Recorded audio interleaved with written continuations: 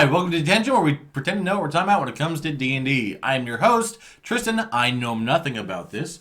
To my left, we have Sherlock Gnomes Sam. To my right, we have Nomeo and Brandonette.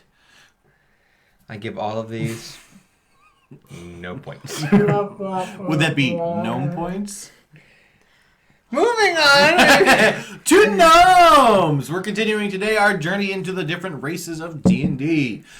Today we are talking about the people of Gnomes. Not the garden gnome variety. No. These are a little bit more fun and not as creepy. That's debatable. So, gnomes. Another fantasy staple, but not for what is known for in D&D. Most people, when they think of gnomes, they think of either, in real life, garden gnomes, or gnomes being a more mischievous, or like the cobbler, like the whole thing. Yeah, with the gnome. Yeah, first off, the size difference is way off. Gnomes in folklore. Gnomes in D&D. A little bit taller. Yes. So there's already a distinct difference. Gnomes have a vibrant energy and enthusiasm for, living through every, they're pretty much, their entire body is like a living shrine to life, and to the enthusiasm of living. Right. These are 3 feet tall, about 40 to 45 pound creatures of excited. They tend to be tan or brown, usually skin colors, and they're adorned with broad smiles beneath their prodigious noses. They have big old proboscises. They got big noses. They got big, large proboscises. They have bright eyes that shine with excitement. They're literally like every kid at Disneyland. Yes. All the time. You can definitely see a theme of personality coming They are across very here. like, hello! They're very large in their appearance. A male Personality-wise. Yeah, personality-wise. Should clarify. They're seeing how they're 3 feet tall. Yeah, they're not very large.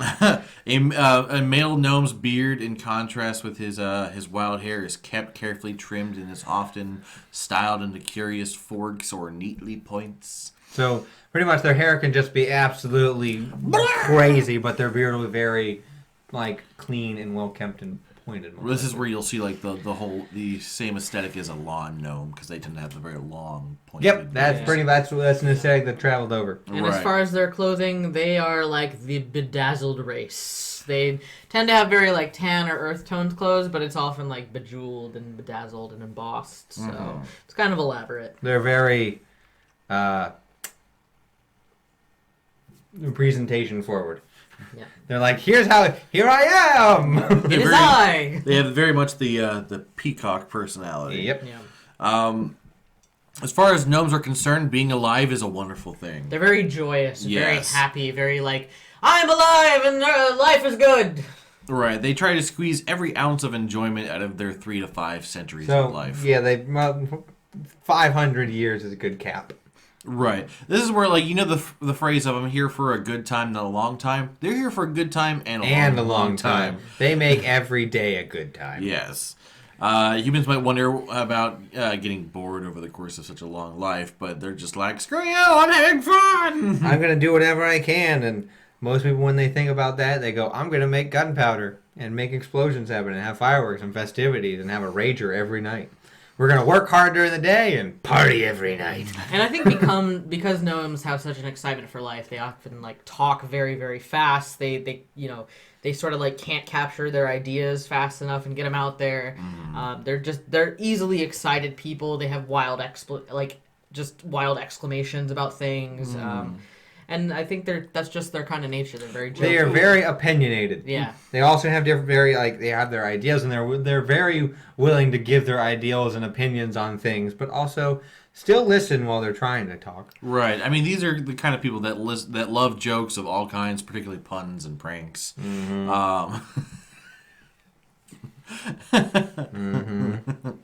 They're just as dedicated to the more serious tasks, though, that should be noted.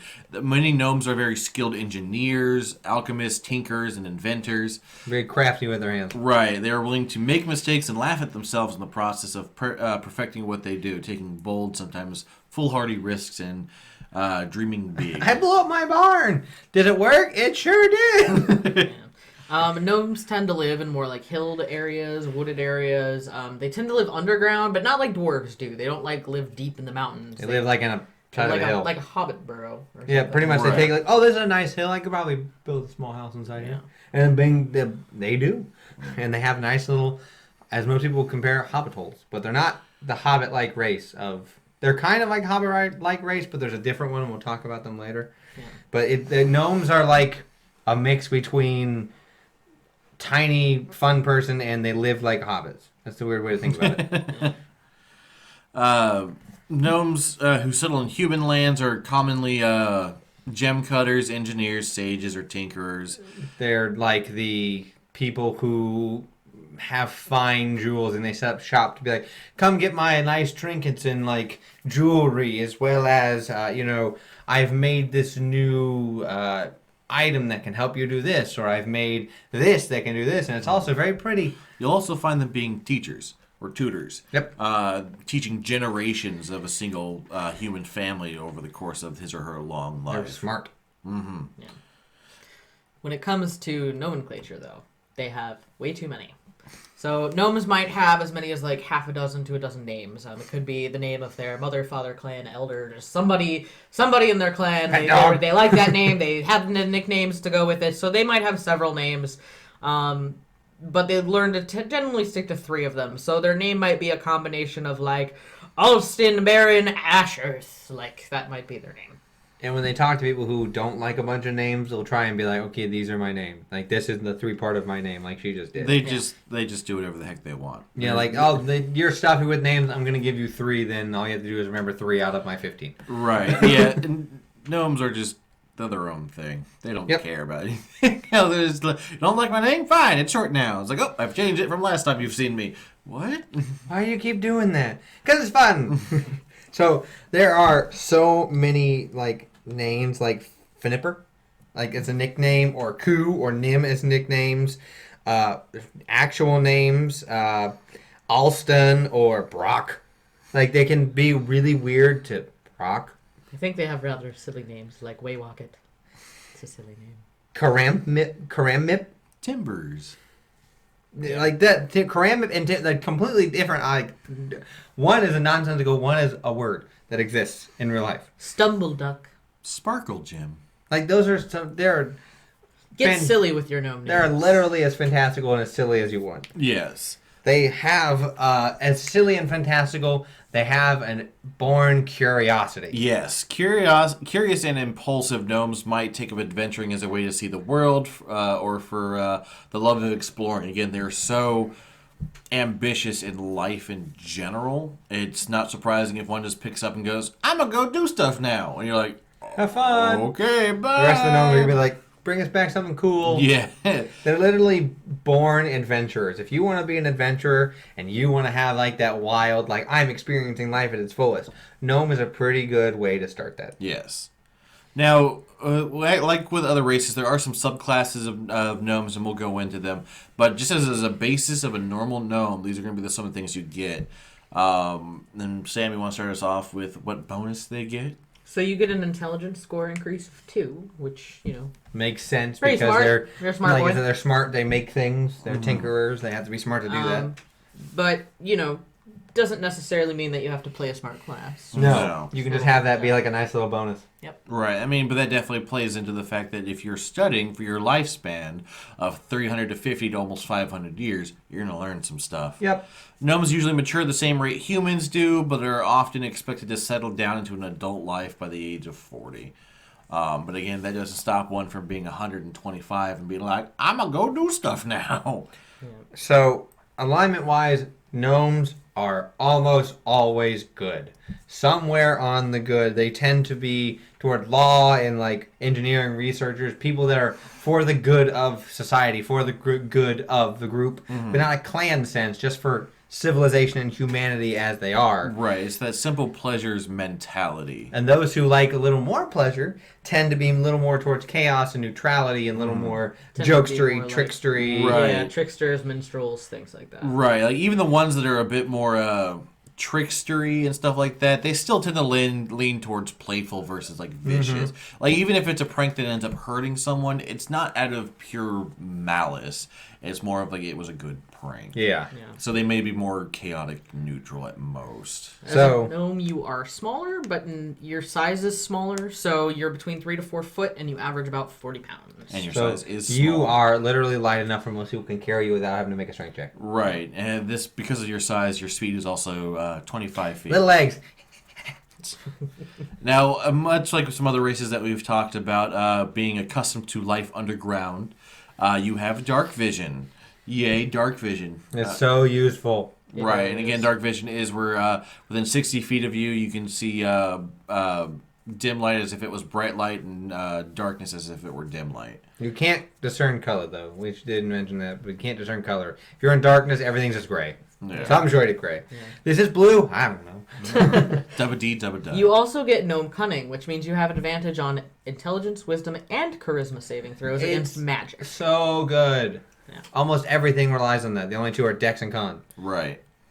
As far as languages go, you speak, read, and write Common and Gnomish. Wow. And this is where we talked about in the previous episode about Dwarvish. Right, Gnomish language, which uses the Dwarvish script, is renowned for its technical, Treatises and catalogs of knowledge.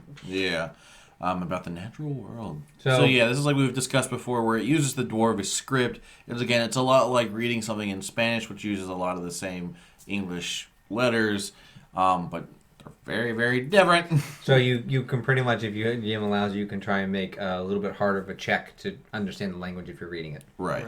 So let's start going into some of these subclasses of The sub-races. sub-races. The first one is the deep gnome. And like we said, with a life of underground, a lot of it. This is deeper. Wow, imagine that. So The first thing you get is a dexterity increase. So you're now intelligent and a little bit dexterous. Only by 1, but it's still an increase. You are the shorter-lived gnomes. Yes. You don't live nearly as long, and you pretty much age the same as a human adult by 25. And you live a little bit longer, by a lot, 200, 250 years compared to a normal gnome that's closer to 500. So, I mean, it's because you're doing a lot more work in the Underdark, and you're working harder and toiling and mining and doing things like that. This is the most dwarven gnome, Right. technically. Yeah. I mean, they tend to believe in survival depends on avoiding entanglements with other creatures and not making enemies, so they favor neutral alignments. They really wish ill on anybody, but they're also unlikely to take risks on behalf of others. Like, oh, you shouldn't go over there. Okay, I'm not going to go over there and help you. They also tend to be a little on the shorter side, 3 to 3.5 feet tall, anywhere between 80 to 120 pounds. So a bit more stockier. They're stouty. Yeah, they're short and stout. So yeah, this is where it's almost like a mini dwarf. Yep. Yeah. And then Small they get superior dark vision, so instead of 60 feet, it's 120 feet. Right, and this is again from being underground. Much like because of that, they get stone camouflage, which is you have advantage on dexterity or your stealth checks to hide in a rocky terrain. But you also learn an additional language, which is Undercommon. Yeah. So that's really useful when a lot of people, like, you're going into a cave system or things and there's civilization inside there. You could be able to talk to them in a natural dialect rather than being like, you guys understand me? They'd be like, no. Yeah. The next sub race is a bit more on the elusive side. They tend to be a bit rarer and more secretive, and they tend to use more illusions and trickeries to sort of conceal themselves. And those are the forest gnomes. They tend to be kind of friendlier with more wooded related folk, like elves or fae. They tend to be a bit friendlier. Forest animals, but they might be a bit more suspicious of other outsiders. This is like a classic when you think of gnomes and folklore being hidden or trickery or live on the outskirts of German villages where weird things happen. These are the type of gnomes. Right. Not as small, but the characteristics. And because of those natures is where you see that you get a dexterity score increased by 1. You're a natural illusionist, meaning you know the minor illusion cantrip. Which is useful. Right, and this is where your intelligence is your spellcasting ability for it, and plus being a gnome in general, you get that bonus +2 intelligence. And you also get speak with small beasts, and this comes again with living in the forest part of being a forest gnome. Through sounds and gestures, you can communicate simple ideas with smaller beasts.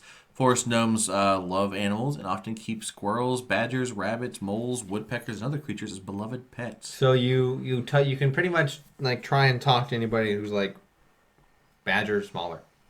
That's about your size range. You can try and talk to them. Right.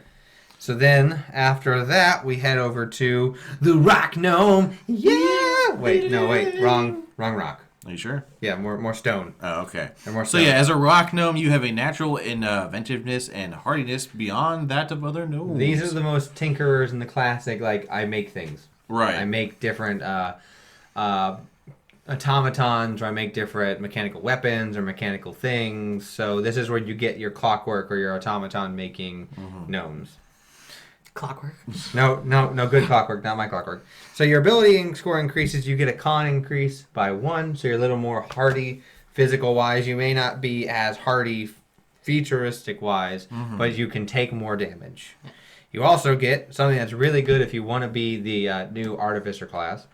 Artificer's lore. Whenever you make history check, when it's related to magical things or more alchemical or tinkering, if you make a check that's related up to your DM, that's related to what gnomes do in tinkering and making things and alchemy and all the magical stuff, you can add twice your proficiency bonus instead of 1. So you get a double your proficiency bonus and do with that. So it makes it a lot easier. So if you're up on a magical device and you're like, I don't know what this is, and you have this, you can go pull out your little blast and like beep, beep, beep. Okay, let me look at it and do that type of deal.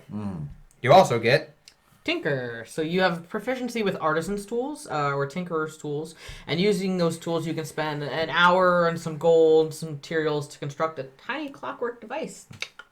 it is very easily killed. Yeah, it's like got 1 HP. I sneeze at it. But you can make a device like a little clockwork toy, so like a little clockwork animal, like a little frog or something, and that can move 5 feet across the ground in random directions and can make noises, so the frog can ribbit. You can make a fire starter device, so it just sort of produces a little flame that you can light like a torch or a campfire. Pretty much. Or a music box, and it can play a little tune, and you just... And everything only lasts for 24 hours max. Yep. Unless you spend an hour repairing it to make sure it works.